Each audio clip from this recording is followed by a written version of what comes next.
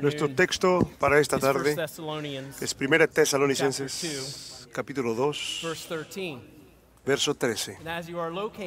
Y en lo que ustedes lo buscan, 1 Tesalonicenses 2, verso 13, quiero solo recordarles un momento del contexto de este verso, la relación que Pablo tenía con la iglesia en Tesalónica. Una relación muy buena, a diferencia de algunas relaciones de tensión que tal vez tenía con la iglesia de Corinto y otros lugares.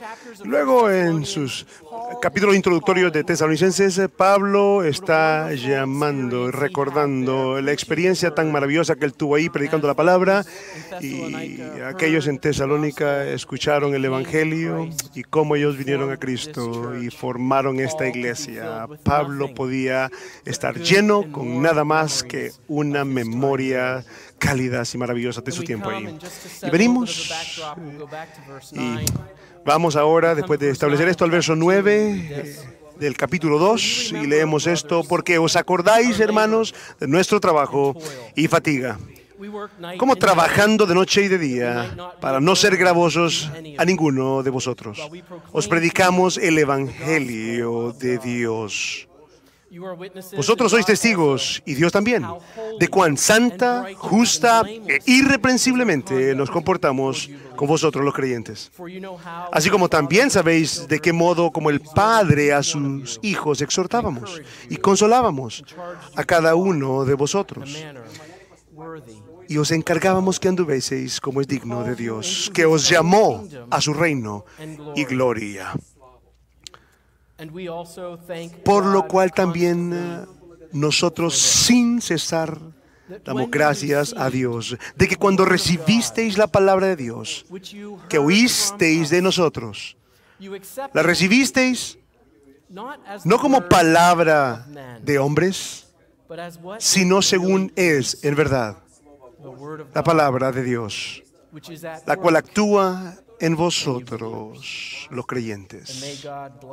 Que el Señor bendiga su santa, su verdadera y su inerrante palabra en medio de nosotros en esta tarde.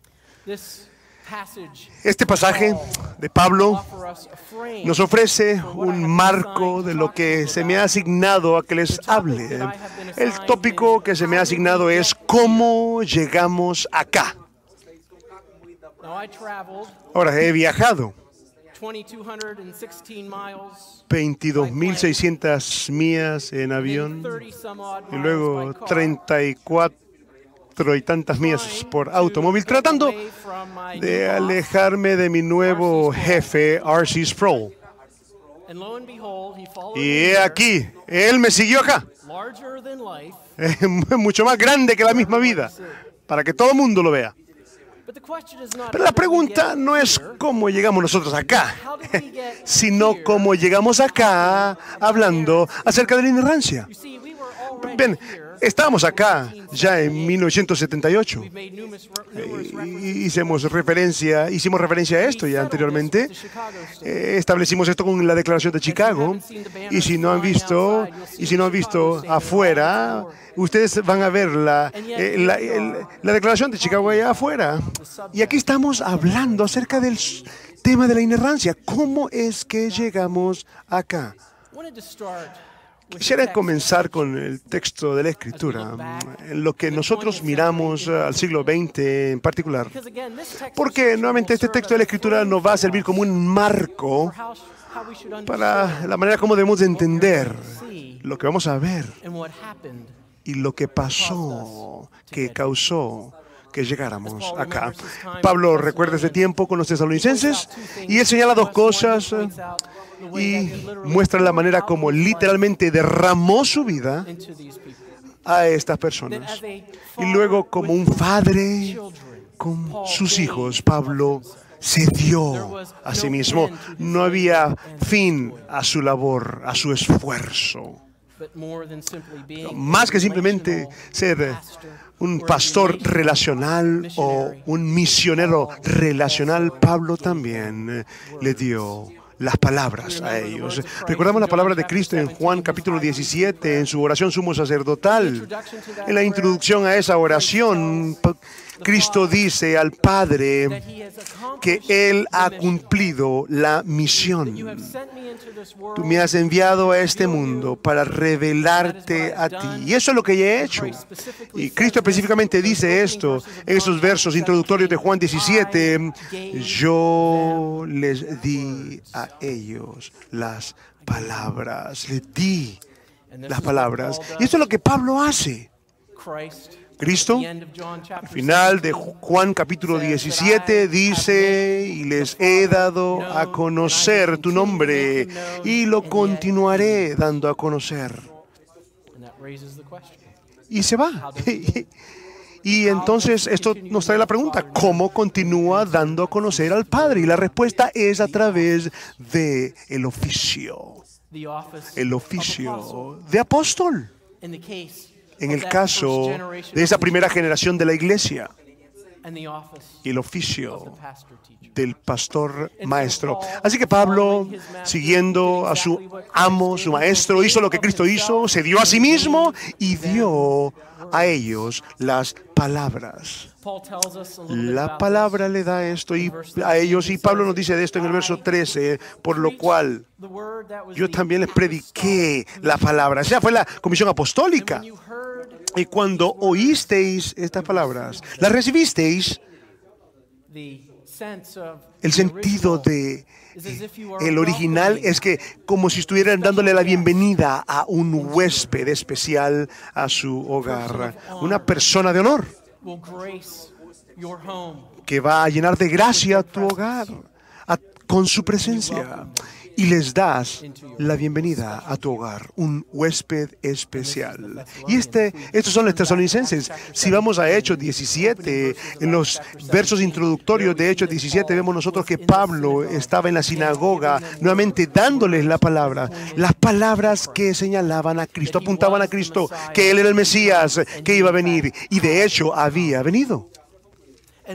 Y Lucas, este excelente historiador, registra para nosotros que muchos de aquellos griegos devotos, y no pocos de las mujeres, se convirtieron en miembros de la iglesia en Tesalónica.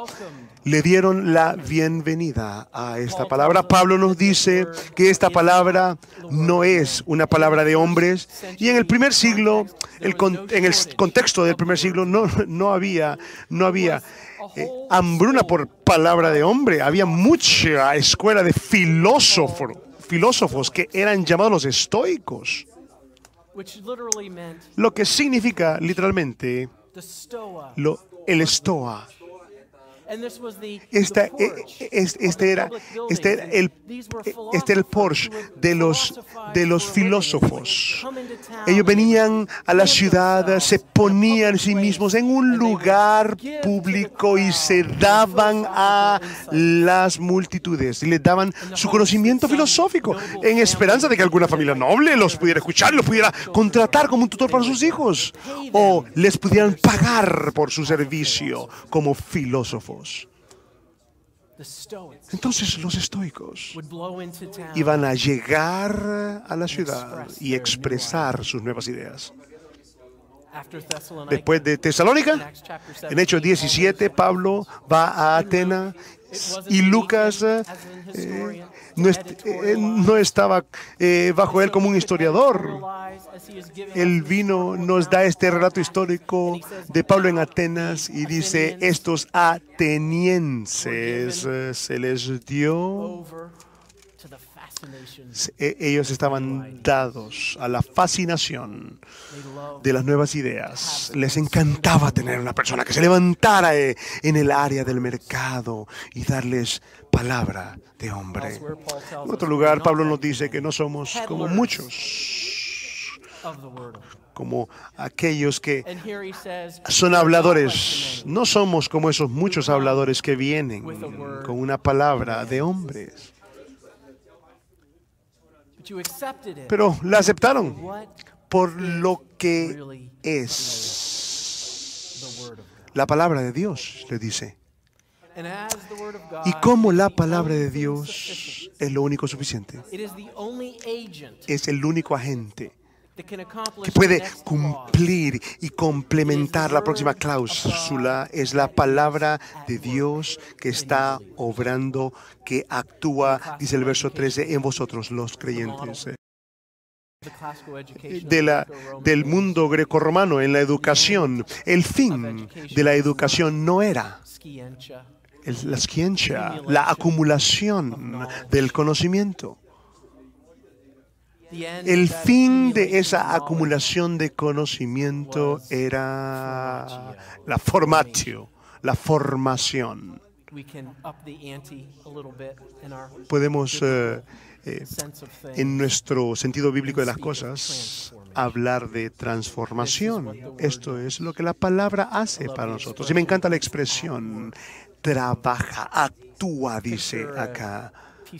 Imagínese un pedazo de madera y el carpintero toma este pedazo de madera y lo lleva a su lugar de trabajo y trabaja en ella y le da la forma y la moldea y la lija. Y luego toda esa superficie la conforma a la imagen de lo que tiene en su mente. Y si ustedes es ese pedazo de madera, todos estos instrumentos haciendo su trabajo van a lastimar, va a doler. Lutero dijo que la palabra de Dios asalta al hombre en lo que trabaja en el hombre. Y también rápidamente dijo, pero consuela, nos consuela. Y la palabra del hombre no puede hacer eso. La razón por la que estamos acá, la razón por la que estamos hablando de la inerrancia es porque esta es la palabra de Dios y porque esta es la palabra de Dios está obrando en nosotros los creyentes. Y si no está obrando en nosotros los creyentes, entonces debemos muy bien tener un seminario mejor con respecto a la salud o un seminario de cómo enriquecerse o cómo tener relaciones armoniosas. Un seminario de relaciones armoniosas. Las palabras que decimos, si no son las palabras de Dios, van a desviarse, van a desvanecerse, no van a ser de valor alguno. Pero si estamos hablando acerca de la palabra del primer siglo, es efectiva para cumplir con su propósito. Y si estás hablando en el siglo XXI, es efectiva para cumplir con su labor.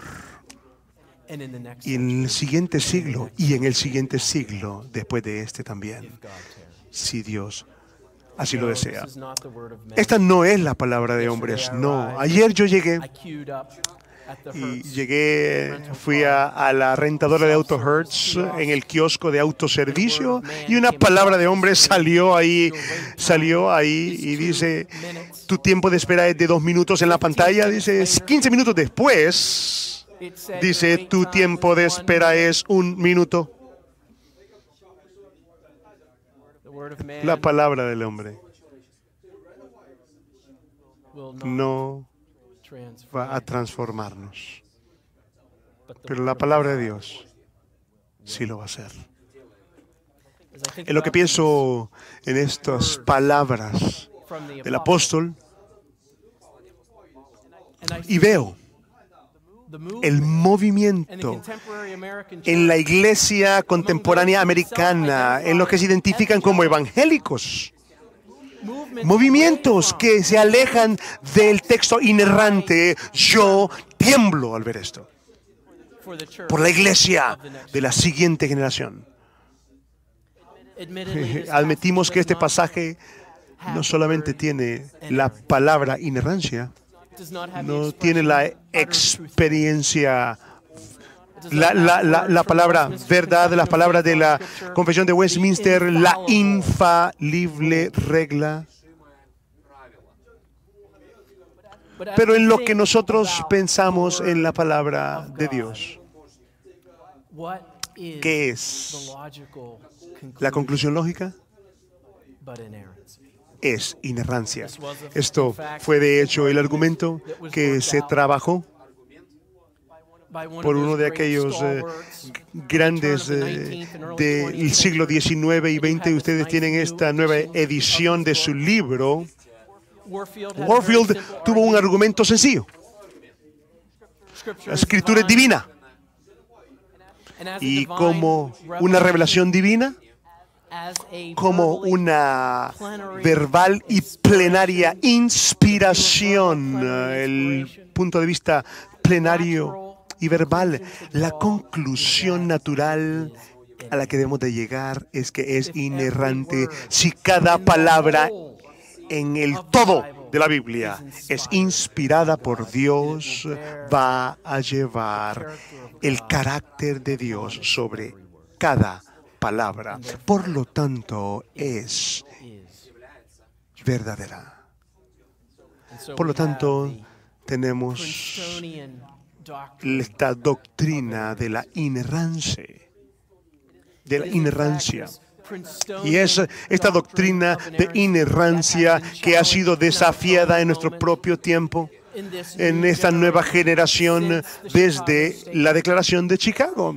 Y en lo que yo veo ese desafío y veo el siglo XX, puedes ver el desafío venir de tres áreas. Una es el área exegética.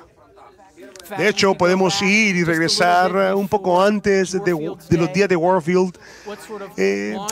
Lo que llevó a Warfield a esta conversación fue, de hecho, el trabajo de un presbiteriano erudito, Charles Augustus Briggs.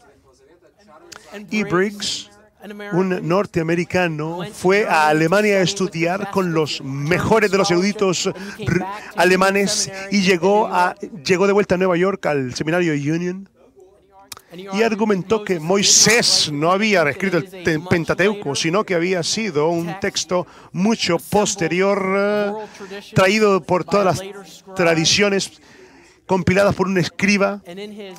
Y en su discurso inaugural en la universidad, en el seminario Union, más bien, Charles Augustus Briggs dijo sobre la inerrancia: es un espantapájaros, es un invento para asustar a los niños, invento moderno.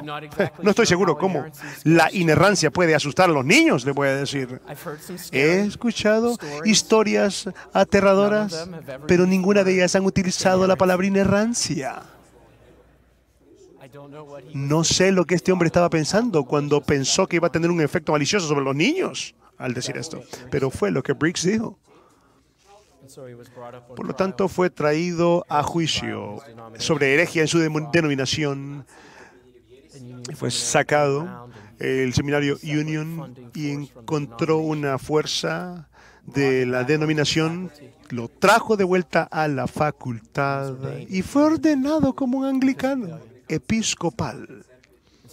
Así que se comienza con el desafío moderno a la doctrina de la inerrancia. Así que no es una historia solamente de los Estados Unidos, también pasó en Holanda en 1911.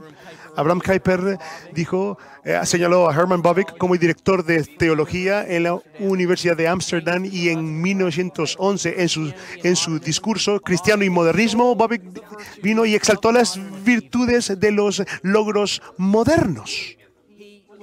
Estaba impresionado por los logros de la modernidad y no quería simplemente dejar a un lado el modernismo, despedir el modernismo, sino que estaba queriendo ver los logros del siglo XX, y hace su comentario en su discurso inaugural donde piensa en lo que las futuras generaciones van a lograr y alcanzar después de esto.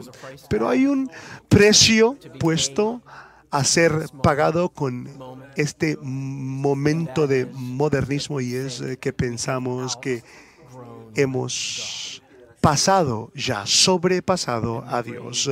Y levantamos la pregunta terrible en el siglo XX.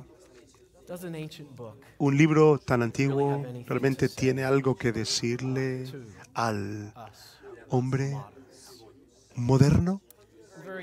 Y el siguiente año Bavinck dio un discurso a la convención de los teólogos modernistas. De hecho, es el título, la convención de los teólogos modernistas. Y en este discurso de 1912, Bobeck vino y recuerda su tiempo, en su tiempo anterior, en este lugar donde era liberal, y donde dice: mis profesores me dieron piedras por pan. Pero Bobeck nunca dejó ese compromiso a la escritura. Sus colegas vinieron, vieron toda esta respetabilidad académica que había y cómo esto había reducido las grandes verdades del cristianismo. Los símbolos, dice. Los símbolos no eran nada para Bobeck. Ellos permanecían como realidad, dijo Bobeck. Y si los dejara a un lado, me perdería a mí mismo. Y luego diría: eso no puede ser verdad. Estas realidades valen mucho más. Son más reales como hechos que las dificultades y la naturaleza y la escritura. Y por lo tanto estoy atado a esto que es para mí personalmente, está profundamente en mi alma. La vida de mi vida, la misma salvación de mi alma depende de esto. Para Bobeck no eran símbolo de nada. Las palabras de este libro son verdad en el siglo XXI. Era un Daniel ese hombre en el foso de los leones. O como dije, Alistair Begg antes dijo: este hombre fue un león. Este fue un león en el foso de Daniel. Esto se repite también en la Unión Británica. Spurgeon dijo que la base de esto era el desafío de la autoridad de la escritura basada en realidades del mundo moderno. Y la iglesia tan fácilmente puede ser tentada. La palabra primera son estos asuntos exegéticos. Eruditos que estudiaron en Alemania. Este nuevo historicismo, esta idea de que los textos antiguos no deben de ser confiados en ellos, porque están escritos dentro de un contexto mitológico y utilizan expresiones mitológicas para comunicar lo que ellos están tratando de decir. Por lo tanto, debemos quitar todo esto, como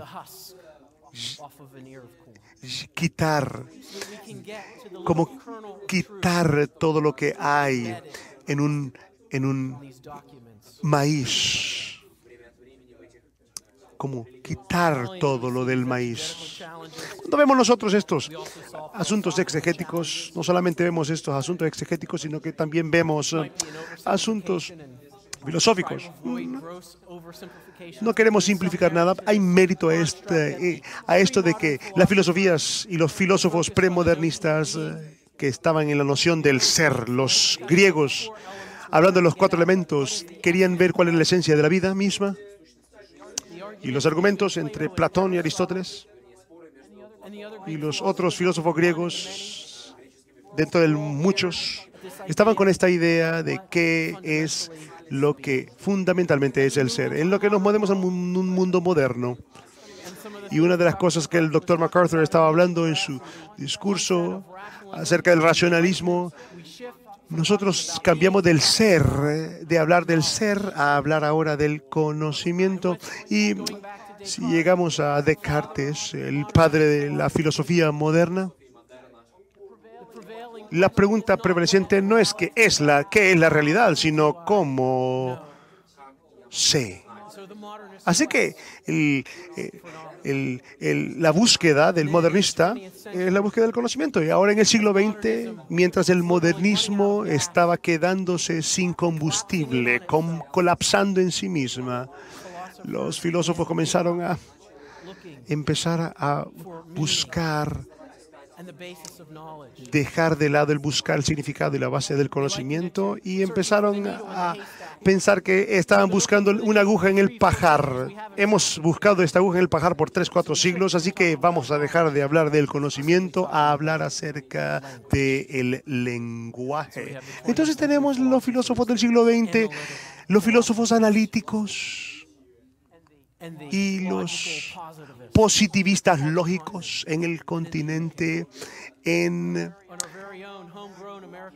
Inglaterra, y luego viene el pragmatismo. Las palabras, el pragmatismo de las palabras del lenguaje. Transicionamos al final del modernismo y lo que los sociólogos y filósofos hablan acerca del posmodernismo. Una de las tendencias de el posmodernismo es que no hay un punto de vista de ningún lugar. Es lo que queremos decir es que todos tenemos contexto. Todos estamos situados y nuestra posición significa que nuestro lenguaje solo tiene sentido en el contexto de nuestra tribu. Y si pensamos que el lenguaje tiene alguna base absoluta a la realidad o alguna totalidad que está fuera de nuestra tribu, nos estamos engañando si pensamos así.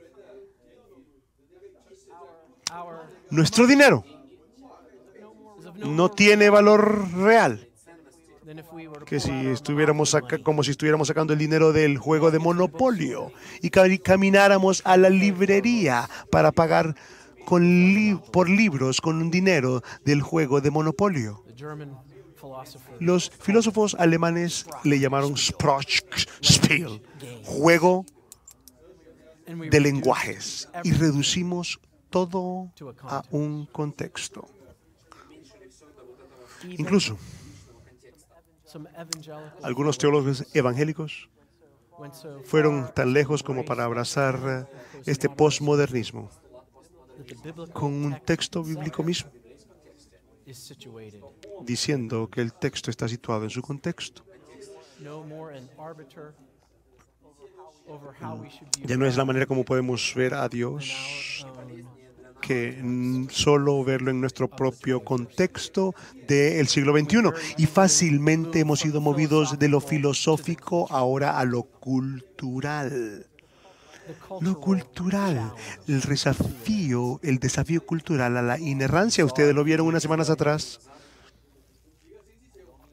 Y no quiero mencionar nombres, pero creo que sí hay consecuencias.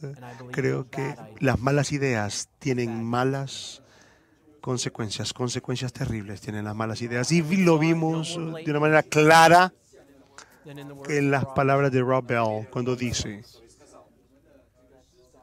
dejemos de referirnos a cartas que tienen 2000 años de antigüedad. La irrelevancia de la Escritura. Cuando hay dos personas frente a mí, en carne y sangre, que se aman unos a otros, qué terrible es el venir y pararse en reverencia y temor y asombro delante de Oprah.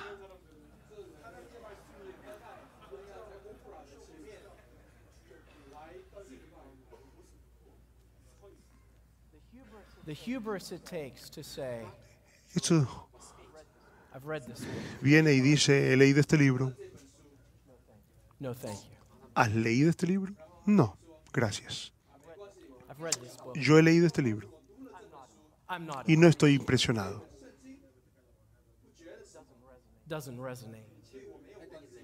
¿No resuena esto Esto no resuena en lo absoluto en las cosas que yo pienso. Veamos los primeros capítulos de Génesis y ¿qué es lo que encontramos? Hombre y mujer, Él los creó. ¿Qué momento tan extraño culturalmente es que puedes tú escoger tu propio género? Y si quieres cambiar tu género, es tu prerrogativa. Puedes determinar así a qué sanitario puedes ir en una escuela. ¿Qué asalto es esto? Al primeros capítulos de Génesis. Dios vio a Adán y vio que estaba incompleto. Sabía que estaba incompleto y Dios hizo a Eva. Varón y hembra los creó y los dos eran una sola carne. Mi nombre es Steven y me gusta que me digan Steve. ¿Puedo pedirles un favor? Por favor, no me digan Dios hizo a Adán y a Eva, no a Adán y Esteban, porque mi nombre es Esteban, ¿verdad? No digan que Dios hizo a Adán y a Esteban. No se burlen de eso. Me encanta mi nombre.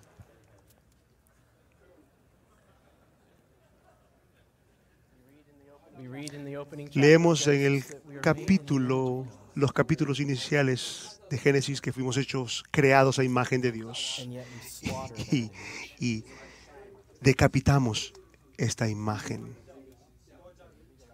cuando legalizamos el aborto como una cultura. Ni siquiera he salido de los primeros 2 capítulos de Génesis. Y culturalmente tenemos un frente completo que está en oposición a la palabra de Dios, que no quieren nada de ella. Ese es nuestro desafío. El desafío exegético, desafío filosófico, desafío cultural. ¿Qué es lo que hacemos? Y estoy agradecido por la historia de la iglesia. Quería escribir un libro titulado Todo lo que necesitaba saber, lo aprendí de la historia de la iglesia. Pero no sería un título cierto, ¿por qué? Por supuesto, lo he aprendido de la Biblia. Pero lo que digo es cierto, lo que necesitamos saber, lo podemos aprender en la historia de la iglesia. Es un debate fascinante que Agustín empezó a tener con Jerónimo, basado en el intercambio entre Pedro y Pablo en Gálatas. Jerónimo dijo, bueno, esto no puede ser correcto. Pedro no pudo haberse equivocado. Por lo tanto, Jerónimo estaba a favor de un punto de vista que dijera que los Gálatas, el texto de los Gálatas es un texto erróneo. Esta es una teología mala. Una mala teología ve un problema y luego sale de la Escritura para querer resolver ese problema. Y en este caso, transgrede la Escritura para resolver ese problema y crea un problema mayor. Bueno, Agustín escribe y le dice en una carta, no he encontrado ninguna falsedad bien intencionada en una autoridad tan exaltada. ¿Saben a dónde más habla la Escritura? Él habla de la Escritura diciendo que tiene una verdad sin adulterar, dice. Y sin embargo, hay muchos que dicen que la inerrancia fue un invento de los escolásticos, de los miembros de la Asamblea de Westminster. ¿Qué es lo que significa una verdad no adulterada? ¿Qué es una verdad no adulterada? No hay ninguna falsedad en una autoridad tan exaltada y no hay una sección de estos libros, decía, la cual, aunque pudiera aparentar dificultades para una persona, para creer, desde el punto de vista de la doctrina, que escape de ser clasificado como un ataque deliberado de un autor que hubiera mentido. Como Spurgeon dijo, un texto de la Escritura será demasiado duro para ti para aceptar, o tal vez no lo quieres aceptar porque no está de acuerdo con tu doctrina. Agustín dijo esto. Luego, un esfuerzo debe de hacerse para traer un conocimiento de las Sagradas Escrituras a un hombre que tenga una opinión reverente de los libros sagrados, que él pueda rehusar encontrar deleite en que haya alguna falsedad en ellos, y más bien pasar lo que no entiende, que preferir su propia inteligencia sobre la verdad que se encuentra ahí. Cuando muestra una preferencia, él demanda credibilidad para sí mismo e intenta destruir nuestra confianza en la autoridad de las Sagradas Escrituras. Cuando estemos en juicio, cuando estemos en el juicio de la palabra de Dios, estamos poniendo la credibilidad de nosotros mismos sobre la credibilidad de la palabra de Dios. Vamos al grupo. El grupo ha decidido que esto es inaceptable. Entonces estamos poniendo el credo del grupo, la credibilidad del grupo, sobre la credibilidad de la palabra de Dios. Lo que Agustín estaba diciendo en el siglo IV, eso es cierto para el siglo XXI. Ponemos nuestra propia credibilidad sobre la credibilidad y la autoridad del texto. Y lo que encontramos acá es una falla a someterse, una falla a someterse.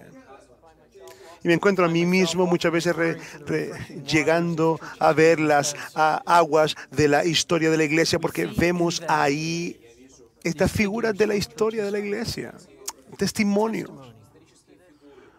a esta aceptación de la palabra de Dios. Les voy a decir unos cuantos para que puedan ustedes trazarlos. Petros von Maastricht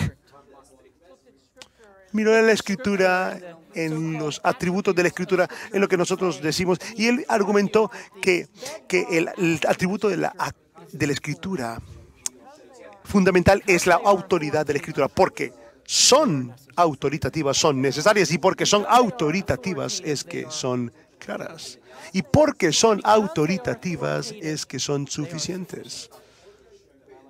Y quiero agregar el atributo de la Escritura de su belleza, porque es autoritativa, es bella, es hermosa. La expresión de Aquino para definir esto, aplicar las Escrituras. Para aplicar las Escrituras, dice, la Escritura es divina. Es de Dios. Es sobre Dios. El mismo tema de ella es Dios mismo, su voluntad, su plan de redención, el revelamiento de los decretos en tiempo y espacio. El tema mismo de la Escritura es Dios. Y finalmente la Escritura nos conduce a Dios. En cada lugar, la esencia divina de la Escritura es obvia. Y si la Escritura es divina, es verdadera. Calvino ha sido referido ya muchas veces el día de hoy. Y solo quiero sacar una cita de los institutos de Calvino, expresando acerca de la función única del Espíritu Santo dentro de los miembros de la Trinidad y el dar, cómo dio la revelación. Recordamos en Génesis el aliento mismo de Dios, el Espíritu de Dios sobre las aguas, el aliento mismo de Dios. Entonces, el Espíritu de Dios es el que lleva a estos autores humanos para dar la palabra de Dios. Calvino dijo, el Espíritu no puede variar es variar en sí mismo. Si el Espíritu es el autor de la Escritura, el Espíritu no puede mentir. Las Escrituras son verdad. Zwingli, sucesor, Zurich dijo, indudablemente la palabra es absolutamente perfecta revelación. Una absolutamente perfecta revelación. Es un pozo de verdad, un manantial de verdad. Peter Martyr, el reformador italiano que dejó Italia a Zurich y pasó tiempo en Oxford y luego regresó a Zurich. Para él, toda esta idea de la Escritura, y su veracidad llega a dos palabras en latín, Dominus dixit. El Señor ha dicho. O como lo traducimos en nuestras iglesias, gracias a Tyndale, que nos dio estas traducciones en inglés y se ha quedado en las Biblias. Así ha dicho el Señor. ¿Necesitamos decir algo más?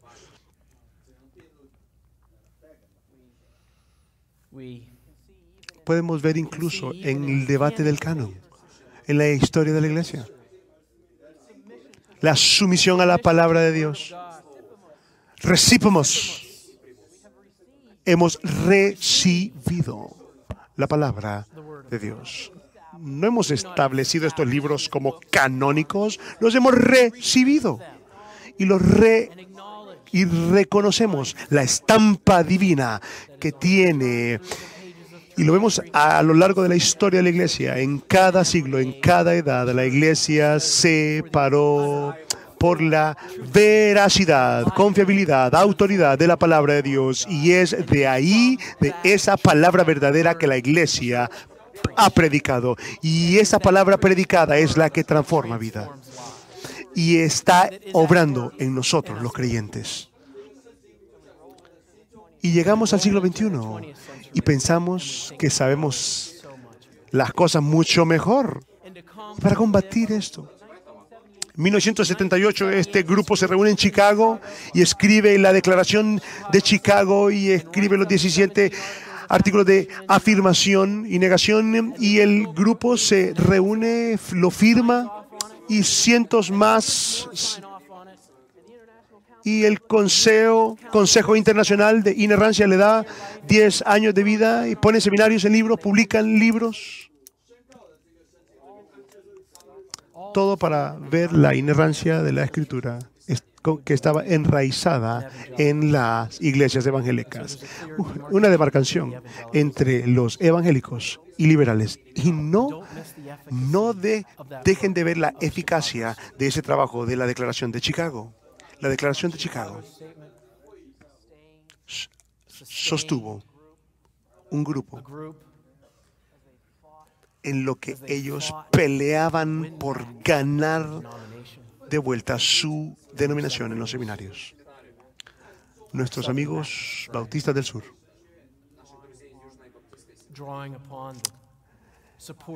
hablando acerca de la declaración del apoyo a esta declaración de Chicago. Y vimos algo raro en la historia de la iglesia. Vimos a los buenos robárselo de nuevo para ellos. Y aquí estamos en el siglo XXI. Y nos encontramos en un momento en la iglesia donde tenemos la acumulación de estos desafíos exegéticos, filosóficos y culturales para con la palabra de Dios. Y todo se resume en esto. ¿Nos vamos a someter al texto? No es simplemente la inerrancia de la Escritura de la que estamos hablando acá.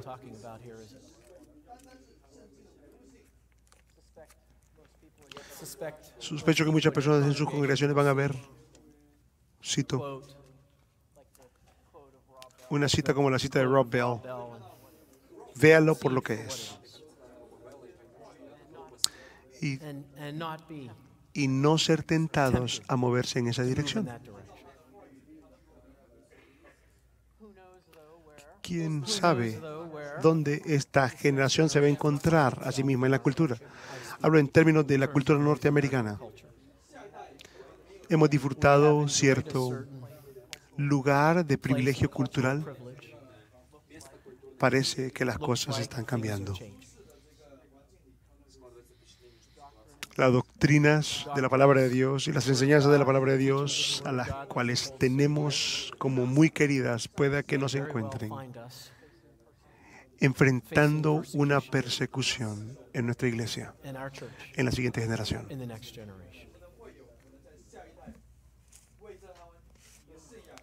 Equípalos, tú, equípalos. Prepáralos, tú, prepáralos para las batallas que van a venir, sin lugar a duda. Y sospecho que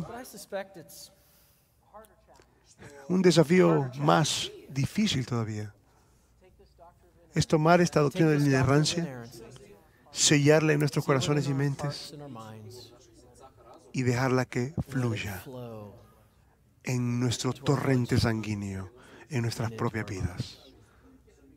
La doctrina de la que estamos hablando es la suficiencia de la Escritura, ¿no es cierto? Y podemos firmar una declaración de inerrancia.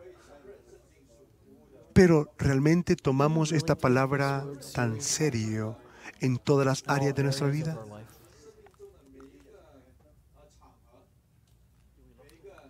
Miramos a ella, la leemos, la amamos. Este nuevo canto por los Gettys, este énfasis del salmista, abrumador de anhelar la palabra de Dios. Y luego, la pregunta es, ¿la vivimos? ¿Tomamos a Pablo seriamente cuando él dice que esta es la palabra de Dios? Que está actuando, que está obrando en ustedes los creyentes. Quiero terminar con una nota de ánimo. Es la palabra de Dios. Y está obrando. Está actuando. No sé cómo pueden ponerse detrás de un púlpito semana tras semana con un punto de vista que sea menos que este. Serían como aquellos profesores diciéndole a Bobbing, dándole a Bobbing piedras en vez de pan. Bobbing apareció en la convención de los teólogos modernistas. Jake Resumption estaba escribiendo para la revista McCall's y lo mencioné recientemente. La revista McCall's, un hombre que yo conocí, me dio una copia, me dio otra copia de Field and Stream, de la revista Field and Stream, porque dicen que es más masculina, pero fíjense que en la revista McCall's habló de la experiencia de ir al edificio Empire y subió 1200 pies en este edificio tan asombroso en el mundo moderno. Dice, hemos levantado el cuerpo, dijo él, pero ¿qué hemos hecho por el alma? Deme las catedrales del mundo medieval, dijo, para que levante mi alma. Mejor aún, anhelo el día cuando los corazones humildes. ¿Escucharon eso? Corazones humildes. Eso es lo que todo esto, todo este modernismo necesita ser desafiado con. Nuestra inmunidad debe de ser un corazón humilde. Skimation dice, anhelo el día cuando corazones humildes puedan clamar para el pan de vida, para el agua de vida que satisfaga nuestra hambre y nuestra sed verdadera. Y para la mayoría de ustedes acá como ministros de la palabra de Dios, son ustedes los que se lo van a dar. Ustedes que, así como el apóstol Pablo, le van a dar las palabras. Verdad. Verdaderas, preciosas, puras, santas y perfectas. Y palabras que cambien vidas. Vamos a orar.